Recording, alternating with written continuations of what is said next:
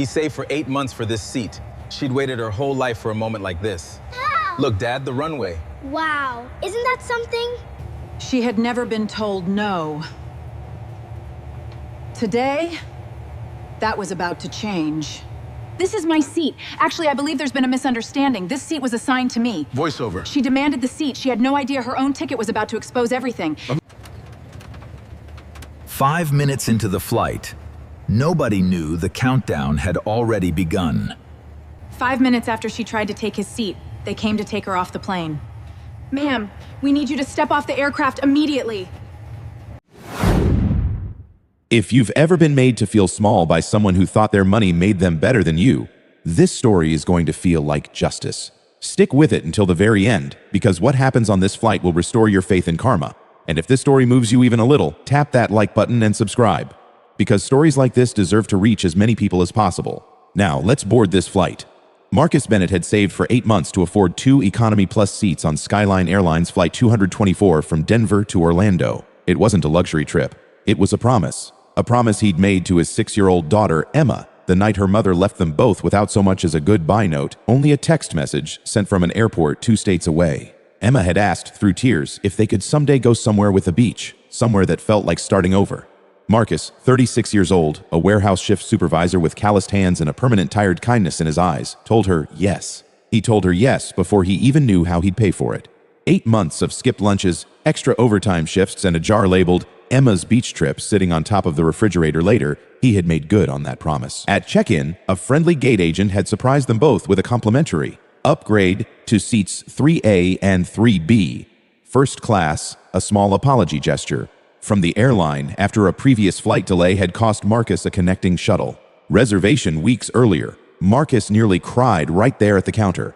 He'd never sat in first class in his life. Neither had Emma. She spent the walk down the jet bridge asking 100 questions about what first class even was, whether there would be a TV for every seat, whether the seats really turned into beds, like on YouTube.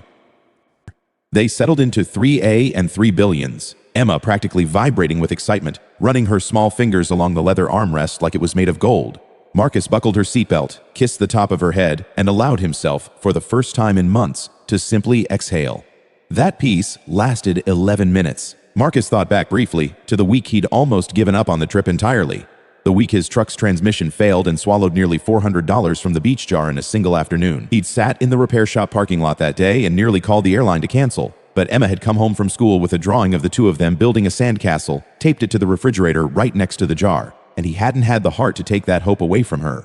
He picked up an extra weekend shift instead, unloading freight trucks in the cold before dawn, and refilled the jar one crumpled bill at a time. Sitting in seat 3A now, watching Emma marvel at the little bottle of complimentary water on her tray table, he understood that every one of those early mornings had been worth it. A woman in a cream-colored trench coat and oversized sunglasses swept down the aisle with the practiced entitlement of someone who had never once been told no and meant it.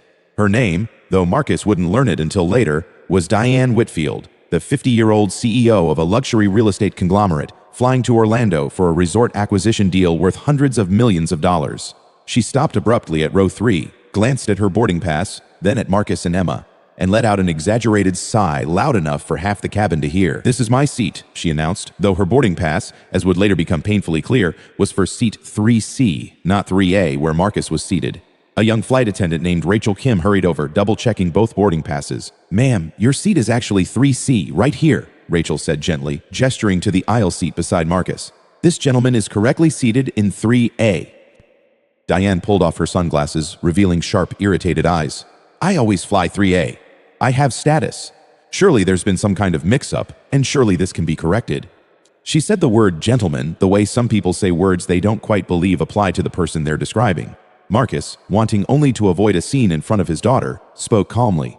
"I'm happy to help however I can, but this seat was actually given to us as an upgrade. My daughter's really excited about the window." Diane's eyes flicked to Emma, then back to Marcus, and something cold passed behind them. "I fly this route every single week. I have a standing arrangement with this airline. I don't think you understand who you're speaking to." She turned to Rachel. "I want a supervisor. Now. And I want this resolved before we push back from the gate." What Diane didn't know, what nobody on that flight knew yet, was that Rachel Kim wasn't just any flight attendant. She was 2 weeks away from a scheduled internal audit interview, one she'd requested herself after noticing irregular boarding pass duplications tied to a corporate account linked to Whitfield Properties, Diane's own company, which had been quietly buying blocks of first-class seats under employee names to guarantee availability for Diane, regardless of who had legitimately purchased or earned them. A practice that violated both airline policy and aviation ticketing regulations. Rachel had already flagged 2 prior incidents. This was about to become the third, and the one with witnesses.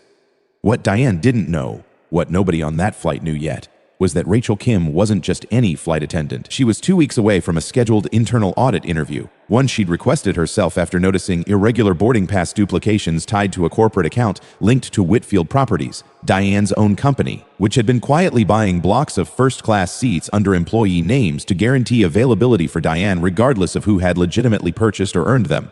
A practice that violated both airline policy and aviation ticketing regulations. Rachel had already flagged 2 prior incidents. This was about to become the third, and the one with witnesses. Rachel had joined Skyline Airlines 6 years earlier after leaving a corporate accounting job she'd hated, drawn by the promise of seeing the world, only to discover that the skills from her old career never really left her.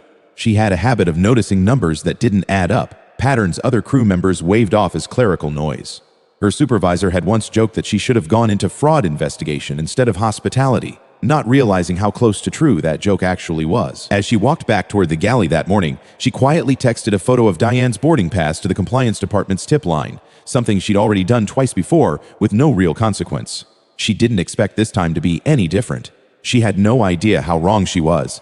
The gate supervisor, a calm, weathered man named Frank Delgado, arrived within minutes.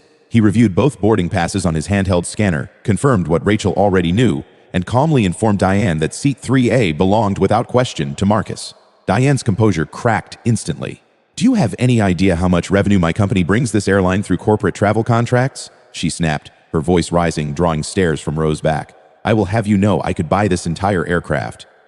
Frank, unmoved after 22 years in the industry, replied simply, "Ma'am, seat 3C is a wonderful seat. I'd be happy to get you a complimentary drink while you settle in." Diane wasn't finished. She turned back to Marcus, her voice dropping into something quieter but somehow crueler. "People like you don't usually end up in seats like this. I'm sure there's some kind of voucher mix-up. Perhaps you're in the wrong cabin entirely." The insult landed exactly where she intended it to, and Emma, sensing the tension though not fully understanding the words, reached over and gripped her father's hand tightly. Marcus felt heat rise in his chest, not from embarrassment, but from the quiet, controlled fury of a man who had worked overtime shifts in a freezing warehouse for 8 straight months so his daughter could have this exact moment, only to have a stranger try to take it from her in front of an entire cabin of strangers. He didn't raise his voice. He simply looked at Diane and said, "This seat is my daughter's first flight in first class. It's not going anywhere. I'd appreciate it if you sat down so we can all get to Orlando." Diane's jaw tightened. She sat, finally, in 3C, arms crossed, radiating quiet hostility for the next several minutes as the cabin doors closed and the safety briefing began. Then, exactly 5 minutes after the aircraft doors sealed shut, everything changed. A Skyline Airlines compliance officer, alerted earlier that morning by Rachel's formal report, had been quietly cross-referencing Whitfield Properties' corporate travel account against the flight manifest while the plane was still boarding. What she found triggered an immediate red flag directly to the flight's operations desk. Seat 3C had been booked using a fraudulent employee travel voucher, one of at least 14 similar vouchers linked to Diane's company over the past year. Collectively worth an estimated $200,000 in stolen employee travel benefits meant for actual Whitfield Properties staff, not executive personal use. Federal aviation fraud protocols required immediate grounding of the flight until the ticketing irregularity could be resolved.